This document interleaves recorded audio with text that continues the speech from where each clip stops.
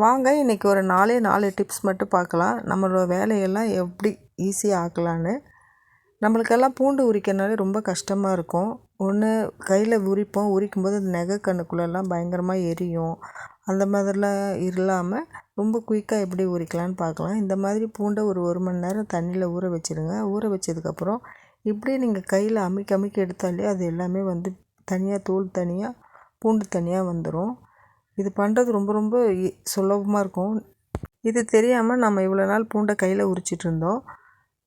நம்ம கையில் பூண்டை உரிச்சோன்னா மிஞ்சி போனால் ஒரு 50 கிராம் 100 கிராம் பூண்டு அளவுக்கு தான் உரிக்க முடியும். அதுக்கப்புறம் ரொம்ப எரியும், விரல் நகல்லாம் எரியும்.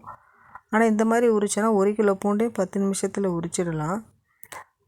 இதை ஒன்றாவும் அப்படியே எடுத்து உரிக்கலாம். தோல் தனித்தனியாக வந்துடும். இல்லைனா எல்லா பூண்டையும் ஒன்றா போட்டு இப்படி பிசைஞ்சிங்கன்னா தோல் எல்லாம் தனித்தனியாக வந்துடும். பூண்டெல்லாம் தண்ணிலே நின்றுடும். நம்ம கையோட வந்துடும் அந்த தோல் எல்லாம். பாருங்கள் எவ்வளோ ஈஸியாக இருக்குது.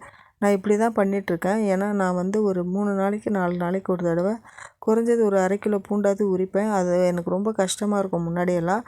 நான் எப்போ இருந்து இந்த மாதிரி பண்ண ஆரம்பித்தேனோ எனக்கு இப்போ பூண்டு உரிக்கிறது பெரிய கஷ்டமாகவே இல்லை. இது எவ்வளோ ரொம்ப குட்டி குட்டியாக இருக்கிற பூண்டு கூட நம்மளுக்கு ரொம்ப அழகாக வந்துடும். ரொம்ப குட்டி பூண்டெல்லாம் உரிக்கிறது கஷ்டமாக இருக்குல்ல, நம்ம என்ன ரசத்துக்கு வச்சுருவோம் அதெல்லாம். அந்த மாதிரி பூண்டு கூட அழகாக உறிஞ்சி வந்துடும் நமக்கு. அதே மாதிரி கடையில் வாங்கும்போது கூட பெரிய பூண்டாக தான் பார்த்து வாங்குவோம், உரிக்கிறதுக்கு சோம்பேறித்தனப்பட்டு. அதே மெத்தடு தான் வெங்காயத்துக்கும். வெங்காயத்தையும் இதே மாதிரி ஒரு மணி நேரம் 1/2 மணி நேரம் தண்ணியில் ஊற வச்சுட்டிங்கன்னா அதுவும் இதே மாதிரி தோல் தனியாக கழண்டு வந்துடும். நம்ம இப்படி பிடிச்சி அமுக்குனாலே போதும், தோல் தனியாக கழண்டு வந்துடும்.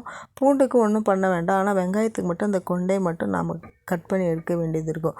மற்றபடி தோல் ஒன்று கூட அதில் தங்கவே தங்காது. இதே மெத்தடு தான். கையில் ஒன்றா எடுத்து நம்ம உரிக்கிறதுக்கு பதில் ஒட்டுமொத்தமாக போட்டு கையில் போட்டு பிணைஞ்சோன்னா தோல் எல்லாம் தனித்தனியாக வந்துடும். ஆல்ரெடி நான் ஒரு வீடியோ போட்டிருக்கேன், எப்படியெல்லாம் வெங்காயத்தோலை ஈஸியாக உரிக்கலான்னு. எப்படி தோல் எடுக்கணும்னு வேணால் வீடியோ போய் பார்த்துக்கோங்க. நம்ம பாலெல்லாம் பொங்க வைக்கும்போது இந்த மாதிரி மேலே வந்து அந்த பாலோட நுரெல்லாம் வரும். அது காஃபி டீ போடும்போது ஒரு சிலருக்கு பிடிக்கும், ஒரு சிலருக்கு பிடிக்காது. அந்த மாதிரி மேலே வர பால் அந்த நுரை ஏடு இதெல்லாம் நம்ம தயிர் சாதத்தோடு கலந்துட்டோம். தயிர் சாதம் ரொம்ப க்ரீமியாக டேஸ்டியாக இருக்கும். ஒரு சில குழந்தைங்களுக்கு முட்டைலாம் பிடிக்கவே பிடிக்காது. அவங்களுக்கு இந்த மாதிரி மாவில் கலந்து தோசையாக சுட்டு கொடுத்துடலாம். அவங்களுக்கு எத்தனை தோசை சுட போகிறோமோ அத்தனை கரண்டி மாவு எடுத்துக்கோங்க. எடுத்துகிட்டு தேவையான அளவு முட்டையை நீங்கள் எடுத்துக்கோங்க. நான் இப்போ வந்து 2 கரண்டி மாவு 1 முட்டை எடுத்திருக்கேன்.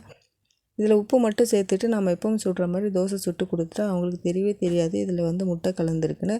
தோசையும் பாருங்கள் எப்பவும் வர மாதிரி தான் வரும், அதில் கொஞ்சம் கூட வித்தியாசமே இருக்காது.